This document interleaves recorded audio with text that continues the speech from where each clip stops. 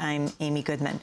A missile strike Tuesday killed 12 people in the Pakistani village 40 miles east of the Afghanistan border. Residents told the Associated Press the strike might have been carried out by an armed U.S. drone flying over Afghanistan.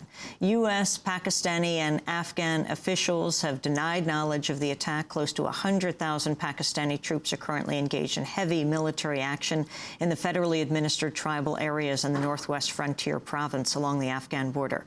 This latest attack comes in the wake of Pakistani President General Pervez Musharraf's refusal to allow the Bush administration to unilaterally expand its military and intelligence presence in this area. The New York Times revealed 2 top U.S. intelligence officials made a secret visit to Pakistan earlier this month to urge Musharraf to act against Al-Qaeda and remind him that, quote, time is ticking away. Their unannounced trip came in the wake of growing intelligence reports on the rising influence of Al-Qaeda and the Taliban along Pakistan's border with Afghanistan. Meanwhile, the State Department point person for South Asia, Richard Boucher, said he expects, quote, some fraud and a certain level of interference in the February 18th elections in Pakistan. Assistant Secretary of State Boucher was speaking at a congressional hearing Tuesday.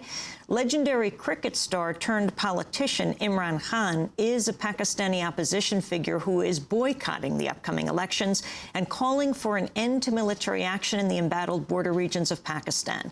The staunch critic of Musharraf is the founder and chair of the Movement for Justice Party, known in Pakistan as Tehreek-e-Insaf.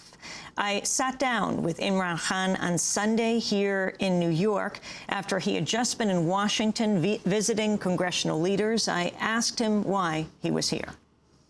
Well, basically, the Pakistani-American community here, they invited me here to explain the other point of view. There's a government point of view, Musharraf government's point of view, and then there's the other point of view. And they wanted me to explain it to the U.S. lawmakers, to make them understand 2 things. One is that they should not back one man, a dictator, against the forces of democracy in Pakistan. And secondly, that a new strategy is needed in this war on terror, because at the moment, terrorism is spreading with leaps and bounds. And unless we have a new strategy, the existence of Pakistan is at stake. Why is the United States relevant to that? Well, for 2 reasons. One, that the U.S. is involved in Afghanistan.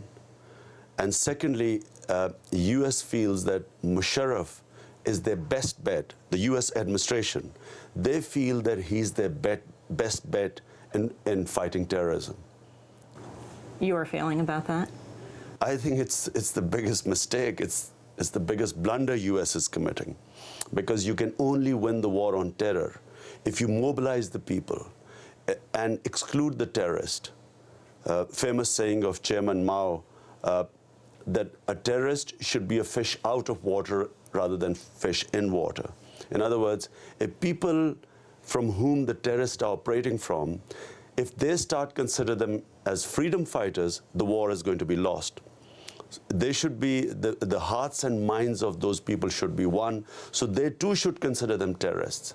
So that's the basic premise, and at the moment, unfortunately, the battle for hearts and minds is being lost, and the terrorists of 9/11 are gaining ground because people are joining them, the way the war is being fought. Who do you see are the terrorists, Imran Khan? Well, the terrorists really were the Al-Qaeda. Taliban were just religious fundamentalists. They were not terrorists. And they inherited Osama bin Laden. I mean, Al-Qaeda was already in Afghanistan when the Taliban took power. The best strategy should have been was to isolate Al-Qaeda. But by attacking the Taliban, of course, this and then backing a minority, which was the Northern Alliance, and making them take over Afghanistan and pushing the Taliban, not just did they push the Taliban towards Al-Qaeda, but the Pashtuns, who basically Taliban were Pashtuns, the Pashtuns were also being pushed in that direction. So what should have been a war against Al-Qaeda has now is evolving into a war against the Pashtuns. If it's a war against the Pashtuns, then I'm afraid it's a never-ending war, because you know, there are millions of Pashtuns both sides of the border, Pakistan and Afghanistan. And unless a change of strategy takes place, I'm afraid not only is the U.S. Stuck in a quagmire, but in Pakistan, as I said, the country itself is going to be destabilized, is being destabilized. The assassination of Benazir Bhutto, the day it happened, where were you? Well, that day I'd gone to India to attend a wedding, and as I landed in India, and it was only for a day, as I landed there, I found out that she had been assassinated. You knew her well. We were in university together, and we were friends until she became the Prime Minister. Where in university?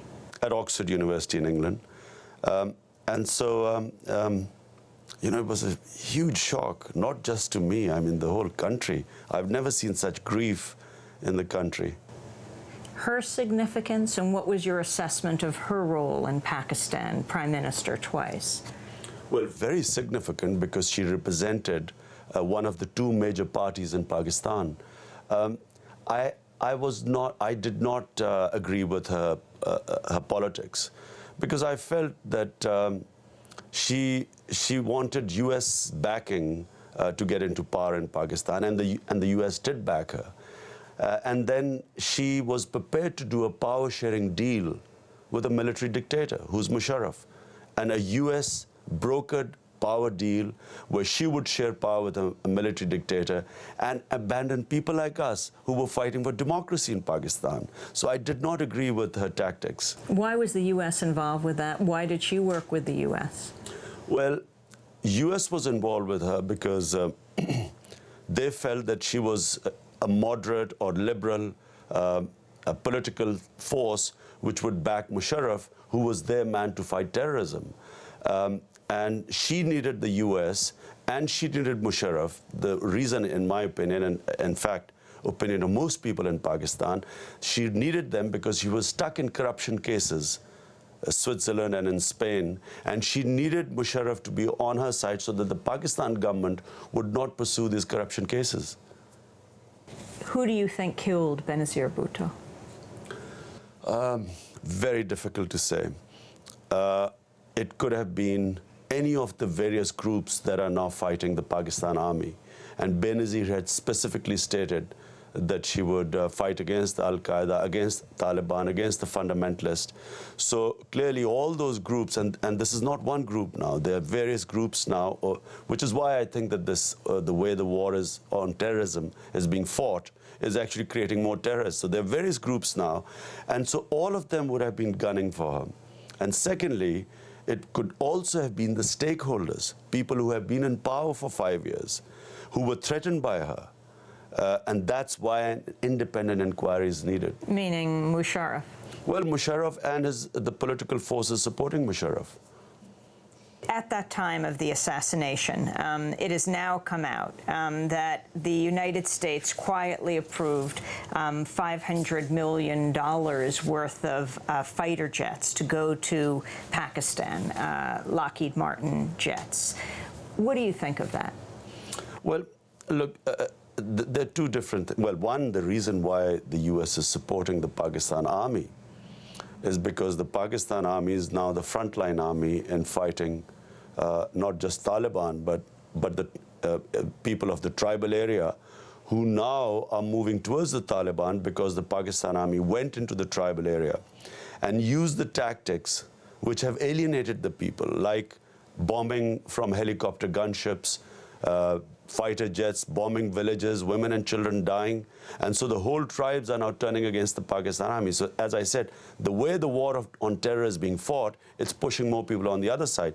So the U.S. is supporting the Pakistan army because it's basically started off fighting the U.S. war on terror. And so when it's supplying it equipment, because it thinks it's doing the job which, if the Pakistan army wasn't doing it, the U.S. army would have to do it. In fact, the U.S. has talked about expanding a U.S. presence in Pakistan, but most recently announcing plans to expand military training and equipment to Pakistan in a $2 billion package over the next 5 years that would seek to boost Pakistan's intelligence service, its air and ground power.